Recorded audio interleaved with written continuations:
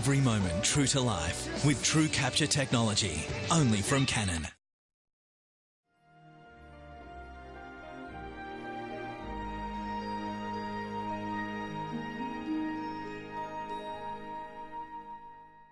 Welcome to Living Legends, the stunning international home of rest for champion horses. Located just outside Melbourne, a stone's throw from Melbourne's airport that many of us will have flown in and out of many times, never having realised this amazing tribute to Australian racing history exists. Living Legends is located in the magnificent Woodlands Historic Park and is bringing champion racehorses back to the people with famous racing legends such as Fields of Omar, Might and Power, Silent Witness, Better Loosen Up, Brew, Rogan Josh, Doremus, Sky Heights and Paris Lane, all among the champion retirees you can see and enjoy when visiting this amazing equine champion retirement home. So join me at Living Legends and see if you can spot your favourites. Okay, so Rogan Josh, he's hard eating there, having his supper. He loves his food, hence the belly. Yeah, tell me about him. He was the 1999 Melbourne Cup winner. Wow. He's a little horse from Western Australia, and then he came over to Melbourne and he conquered the world in the Melbourne Cup that year. And he'll be 19 this year, so he's getting on. That's a good age for a horse, is it? Yeah, it is a good age. Yeah. And he's Apache Cat's babysitter. Oh, right, okay, so he keeps Apache Cat comfort. Yeah, he you're does. like comfortable and Yeah, like, they both love each other to bits. Yeah. That's why they can eat so closely and not have any aggro. Because that's quite unusual, isn't it, with two horses eating Yeah, together? most horses like to sort of have their own food and stuff, but they're quite happy to eat out of the same bowl if they're allowed. Yeah, so Rogan Josh, I remember his name. I mean, he's a famous horse. Yeah, he is. He's a big name, and a lot of people that meet him love him because he's quite a gentleman of a horse. But he loves his food. Beautiful, thank you. Okay, now who's this then? This is Better Loosen Up. He's our oldest resident. He'll be 26 this year. 26? Yeah, 26. That's geriatric. It is. That's like an old age pension. He really is. Yeah, he was probably one of Australia's best racehorses. He was, yeah. He won 8 Group 1s and 4 Group 2s. So Chantel, do you look after these horses as well? Yep, I feed them every day and keep them looking after the boys. And how would you describe their different personalities, you know, because they must be all a bit different, mustn't they? He's pretty cheeky. Is he? Yep. What does he do? He's the sort of old horse that knows everything in the book. So, Yeah? he's been around the traps longer than we've been around. He's the same age as me and he's older than Danny. Oh, brilliant. So Shari, tell me, you always dreamt as a little girl of working with horses? Yeah, mostly. I just wanted a pony all my life, and then it turned out that I loved working with them as well. Okay, what about you, Danielle?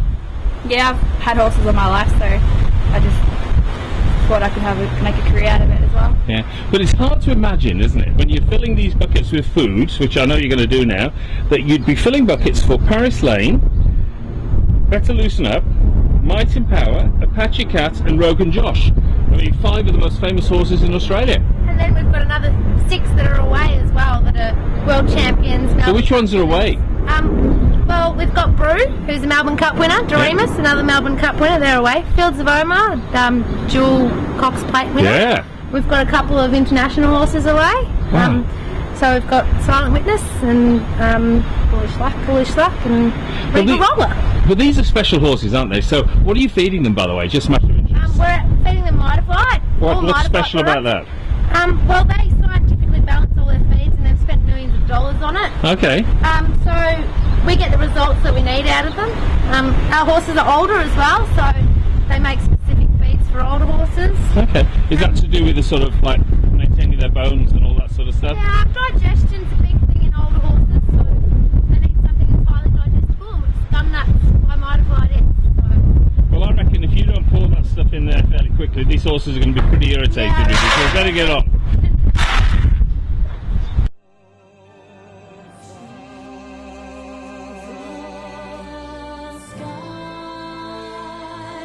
Reach up and touch heaven on high,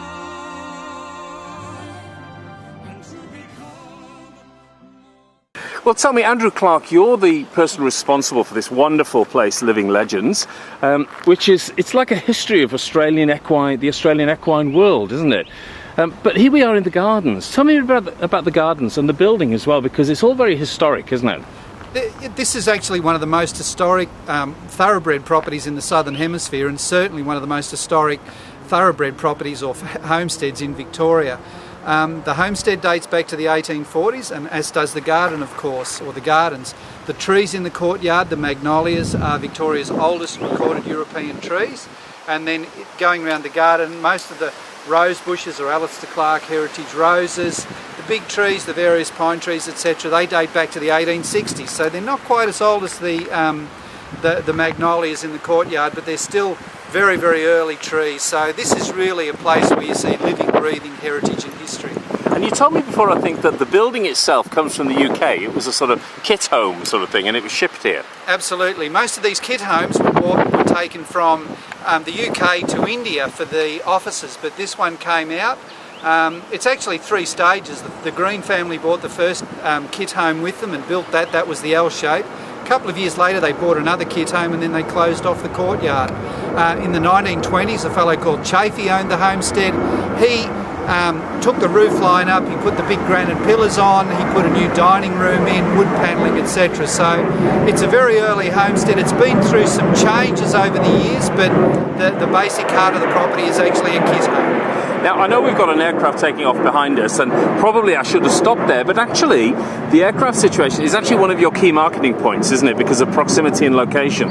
Absolutely. We're right next door to Melbourne Airport. We are 5 minutes door-to-door from the arrivals terminal. Now, most people can't believe that, but it's actually 1,700 acres of parkland. There's kangaroos, 300- and 400-year-old river red gums, heritage homestead in pristine condition, and all of the various outbuildings as well. So it is an absolute gem. It's a treasure. It is a treasure. Well, let's go inside the house, have a little look around, and you can tell me a bit more about the history and what you're doing with Living Legends in terms of the horses. Terrific. Thanks, John. John Alwyn-Jones reporting for Global Travel Media, and I'm on location in Victoria, in regional Victoria, but at the moment just outside the city and very near to the airport at an amazing place called Living Legends. It's like a history book of the Australian equine world with some famous racing horses all here for you to see. And I'm with Andrew Clark, he's the CEO of Living Legends. What an appropriate name, and how did you get involved in this? Oh, I was involved back from the very beginning, John, when I was actually based at Melbourne University, and the concept developed, and then as I became more hands-on involved when we actually got going with the venture. But you know, if you've got an interest in horses, what better interest could there be than with these Living Legends? Tell me a bit about the horses you have here. Yeah, absolutely, it's great. Now, if we go down down the paddocks, we've got Might and Power, the great Melbourne Cup, Caulfield Cup winner by Zabeel. Terrific horse, real personality, can be a little bit naughty at times. Yeah. Next door, we've got Brew and Doremus. Now, Brew is the best bred Melbourne Cup winner ever. His mother won a Japan Cup, but you know, Brew's other claim to fame is that when he retired, he tried out for the police force and he failed police academy. He's got a little bit of Leighton Hewitt, you know, he just has those little temper tantrums, so you can't be a police horse. Doremus is a thinker. If horses played chess, he'd play chess. We've then got Better Loosen Up and Fields of Omar. Better Loosen Up's our oldest legend. We call them Federer and Sampras. Both of those horses, absolute champions, but true gentlemen. Apache Cat's our most recent legend. He's in with Rogan Josh, one of Bart's Melbourne Cup winners. We've also got the 2 international horses, Silent Witness, the Hong Kong champion miler, and Bullish Luck, the horse that beat him in race 18 of his winning sequence. So we've got a true legends of legends, really.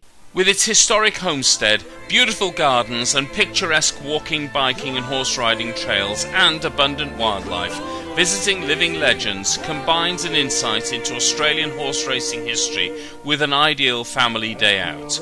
Pack a picnic basket, plan a day trip.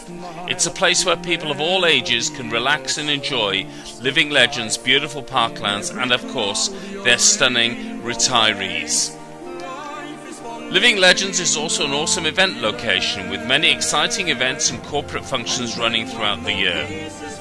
The Woodlands Historic Park is one of the most historic horse heritage properties in the Southern Hemisphere, with over 700 hectares in total and over 400 hectares of natural bushland. with the homestead surrounded by magnificent gardens, with the magnolias being the oldest recorded garden plants in Victoria. Yeah, this horse is Apache Cap, the Phantom we call him really. He's got the wide face, but it looks like a phantom mask. He used to wear a white visor, and some people think he should have the Hereford look, but he's actually got the Phantom type mask. And then over here beside him we've had another champion horse from Australia. He's been a visitor here, Takeover Target, and his owner Joe Janiak. It's a great story here, Aussie story, where Joe, the taxi driver, went and purchased the horse for about $1,000 from the horse sale, and he's gone on to win millions. Joe's met the Queen and taken the horse all around the world winning races. So, you know, that's one of the great things in the Aussie psyche, that, you know, you can do whatever you like if you set your mind to it. Well, Andrew, we've had an awesome afternoon here, I've got to say, at Living Legends. I didn't know this place existed, and here we are in this absolute microcosm, if you like, or sort of historical fact book of the equine world in Australia.